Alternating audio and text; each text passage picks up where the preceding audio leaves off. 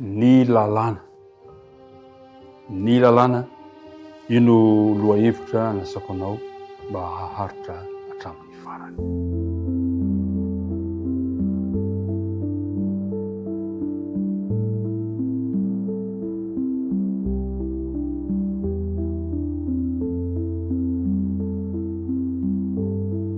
Miaraba antsika rehetrarehetra indray, natratra izao fotoana izao miaona isika amin'ny alalan'ity fandarana ity, isaorantsika Andriamanitra ny amin'ny fitantanany rehetra, atononona mandrakariva ho aminao ny fiadanany Tompo. Dia hiaraka hivavaka isika raha nomboka izany dinika izany. Jehovah rainay any an-danitra, ray mpamina fosy ray be fitiavanay ianao, misaotra tamin'ny fitantananao anay indray ka nahatraranay ity fotoana sarobidy andinihana ny teninao ity.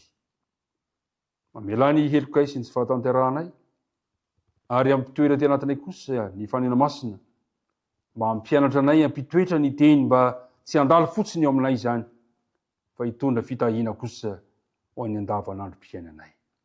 Dia mitahianay, mitahiry eto mpiara-midinika rehetra, fa tononona sangatana mivavaka nohony amin'ny anaran'i Jesosy. Amen.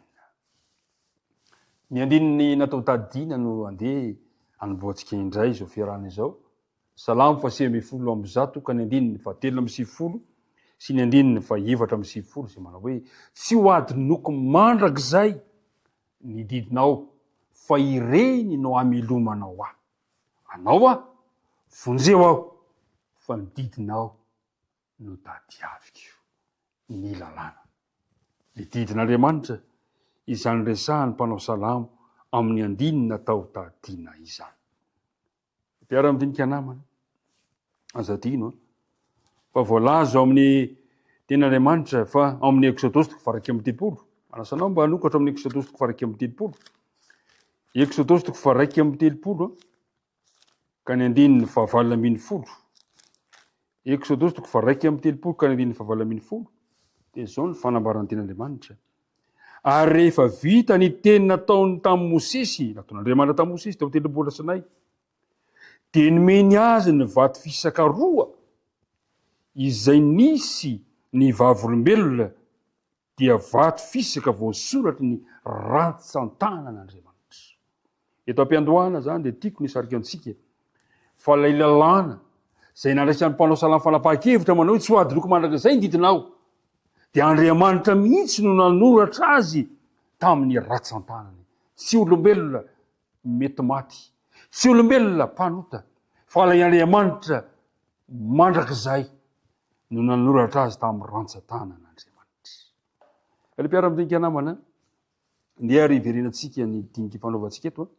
Ahoana no amaritan'Andriamanitra, amaritana ny fahotana, ina no ilazan'ny Baiboly ny amin'ny fahotana. Nao nijerentsika ary voalaza amin'ny Romanina 3 ka ny andininy 20. Romanina 3 ka ny andininy 20. Dia izao no voalazany.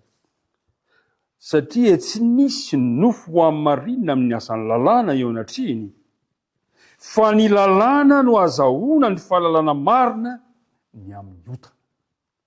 Ny lalàna zany no ahafahantsika mahafantatra hoe inona moa natao hoe fahotana.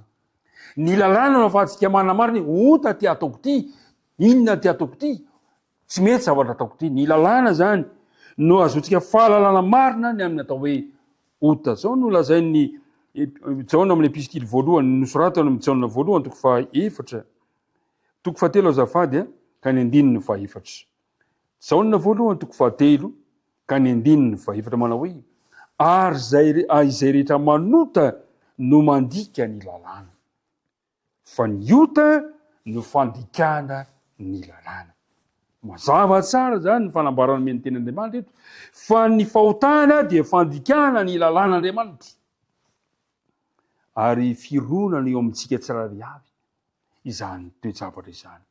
Ny lalàna no mampiseho mazava ny toetra ny fahotana, araka voalazan'ny Paoly amin'ny Romanina 3 teo, ary tadio tsara fa mitondra fahazavana sy faharendesen-dahatra eo amin'ny fiainantsika sy ny toetrantsika ny lalàn'Andriamanitra. Averiko Andriamanitra, Andriamanitra mihitsy no nanoratra ny didy folo tamin'ny rantsan-tanany.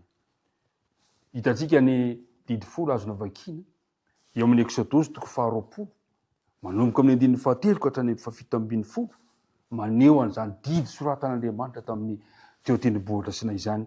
Fa Jesosy kosa namerina azy, namerina zany taty aoriana amin'ny filazantsara Marka 2:20, filazantsara Maty 2:20, manao hoe koa tiava Jehova Andriamanitra ao ny fonao rehetra sy ny fanahinao rehetra sy ny sainao rehetra ary ny herinao rehetra. Ary faharoa dia izao, tiava ny namanao tahaka ny tenanao. Reo didy roa lehibe reo izy no miantona ny lalàna rehetra araka ny voalaza amin'ny Matio 2:20 ka ny 9:40 manao hoe izany didy roa izany no iantona ny lalàna rehetra sy ny mpaminany. Voalohany zany raha toka miteny Jesosy manao hoe tiavan Jehova Andriamanitra ao fonao rehetra dia mahatsiaro izy. Ilay nisoratana ny ratsan-tanany rainy teo amin'ny tendrombohitra Sinai, le didy efatra voalohany. Ina moa le didy efatra voalohany? Andeha mba fitintsika ny didy efatra voalohany. Raha toka tena tian'Andriamanitra ny olona anankiray, dia zao no lazainy manao hoe aza manan'Andriamanitra hafa fizao ihany. Faharoa amin'ny didy faharoa amin'ny Exodosy 20 moa nahitatsika an'izany, dia hoe aza manao sarin-javatra voasokotra ho anao ary aza mikohaka eo anatreha. Ny didy fahatelo manao hoe aza manonona foana ny anaran'i Jehova Andriamanitra ao. Ary ny didy fahaefatra manao hoe mahatsiarova ny andro sabata hanamasina azy. Raha toa zany ka tena tian'Andriamanitra ny olona anankiray, dia ireo didy efatra nosoratany ratsan-tanan'Andriamanitra reo ankatoaviny izany. Dia hoy ny didy faharoa dia manao hoe tiava ny namanao tahaka ny tenanao. Ahoana no anehoana ny fitiavana ny namana? Dia eo le didy enina farany izay nosoratany ratsan-tanan'Andriamanitra manao hoe didy fahadimy, manajany rainao sy ny reninao. Ny didy fahaenina, aza mamono olona. Ny didy fahafito manao hoe aza mitsangatsanga. Ny didy fahavalo manao hoe aza mangalatra. Ny didy fahasivy manao hoe aza mety vavolombelona mandanga. Ary ny didy fahafolo dia manao hoe aza mitsiriritra. Raha tianao ny namanao dia le didy enina farany ireo no ankatoavinao. Ry mpiara-midinika namana, nomen'Andriamanitra antsika ny lalàna mba ho fefy fiarovana ny fifandraisantsika amin'Andriamanitra.